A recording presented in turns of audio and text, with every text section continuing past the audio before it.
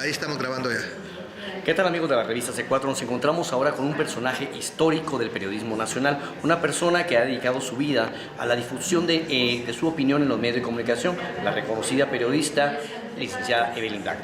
Evelyn, gracias por estar con Revista C4. Cuénteme, ¿cuál es su visión con respecto a la responsabilidad en la emisión de las opiniones por parte de los medios de comunicación? Muchas gracias. Bueno, aquí hay algo que es muy importante que entendamos como ciudadanía y como periodistas, y es el hecho de que los medios hacemos mucho más que informar, ¿verdad? Los medios masivos, sobre todo, tienen un rol fundamental en la reproducción o en la innovación cultural. Los medios son definidos como instituciones culturales. ¿Qué quiere decir esto? Que en determinado momento los medios a sus audiencias les pueden proveer marcos de interpretación, referentes sociales. Entonces los medios son importantes en el aspecto que se llama la superestructura, ¿no? Nuestras mentes. Y entonces, si los periodistas y las periodistas y los empresarios de medios empezáramos por esa comprensión de cuál es nuestro verdadero rol, creo que aquí se hace no solo indispensable, sino urgente la discusión del rol social de los medios. ¿Cuál es su opinión con respecto a la agenda setting comercial de los medios, la manipulación de los consumidores, de la población hacia una sociedad de consumo alejada de los valores fundamentales? Sí, bueno, aquí estamos hablando también de ideología, ¿verdad? Y estamos hablando de ideología que no solo existe en los medios, sino existe en la sociedad completa. Entonces, es una cultura, la cultura de consumo, la ideología de mercado que ha sido históricamente trabajada y que se ve reflejado en el accionar de estas instituciones culturales como los medios de comunicación, y que en tanto no hay ese cuestionamiento profundo de qué hacemos los medios, pues los medios simple y sencillamente seguimos reproduciendo esa ideología, esa cultura, esa forma de entender el mundo. El término de agenda setting es un término muy interesante, es una teoría que ha venido siendo profesionalizada desde hace unos 50 años y que tiene que ver con que los medios ponen los temas de discusión de la agenda pública. Lo que los medios invisibilizan es muy difícil que la sociedad lo vea. Entonces, pero también, digamos, derivado del tema de la agenda setting está el enfoque, ¿verdad? Que es la otra de las teorías conexa, que es que los medios también nos brindan, aparte de poner los temas, nos brindan los parámetros de discusión, cómo discutimos esos temas, y la otra teoría, que es el priming, es para ver la dimensión completa, ¿no? Que es que según los medios le ponen importancia a un tema, la ciudadanía lo entiende ese tema como importante. Entonces ahí de repente tenemos las discusiones acerca de la vida de Justin Bieber, de Britney Spears, y estamos metidos más en esa dinámica y en esa discusión que en la discusión de nuestras graves problemáticas nacionales. Entonces, insisto, en la medida en que periodistas y medios entendamos esos efectos sociales que podamos tener, es importante que empecemos a asumir responsabilidades de hacia dónde podemos contribuir los periodistas y los medios a la discusión y a la solución de problemáticas nacionales. Usted habla de formación y también habla de información. ¿Hasta dónde llega el papel del Estado en la delimitación de la información y la formación del ciudadano? Porque de alguna otra manera el Estado o el gobierno de cada país está llamado a velar por la correcta formación de sus ciudadanos y de su educación.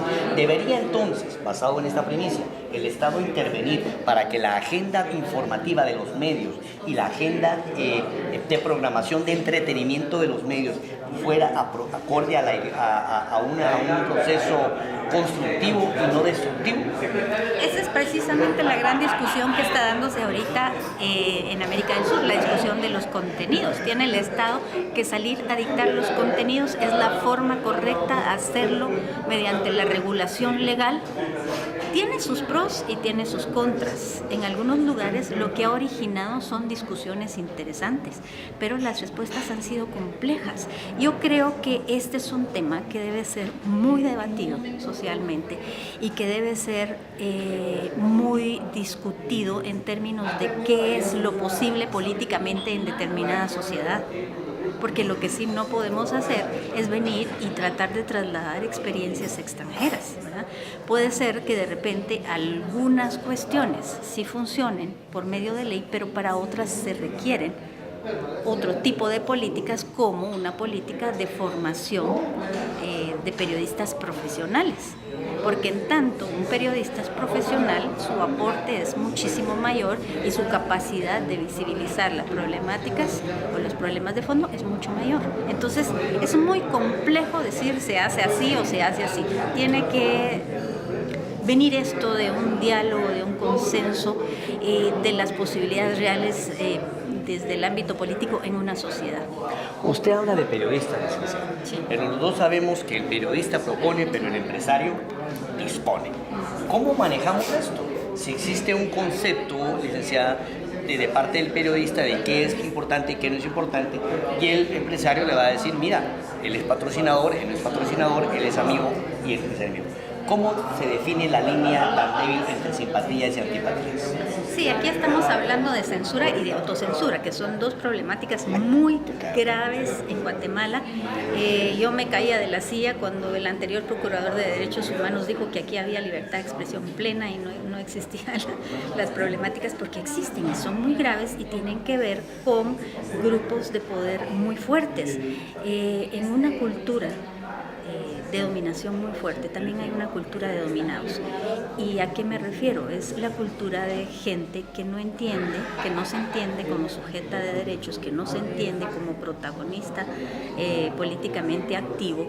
Y entonces es muy difícil en esta cultura de dominados empezar a organizar para que levantemos la voz como gremio y hagamos ese necesario balance que tiene que haber en los medios entre el periodismo profesional y los intereses empresariales. Entonces, no son temas tan sencillos porque tienen que ver con cultura, tienen que ver con provocar la reflexión de manera constante, tiene que ver con informarle a la gente cuáles son sus derechos. Nosotros como Civitas, por ejemplo, hicimos un diplomado para periodistas sobre derechos laborales y los colegas estaban descubriendo que tenían derechos laborales.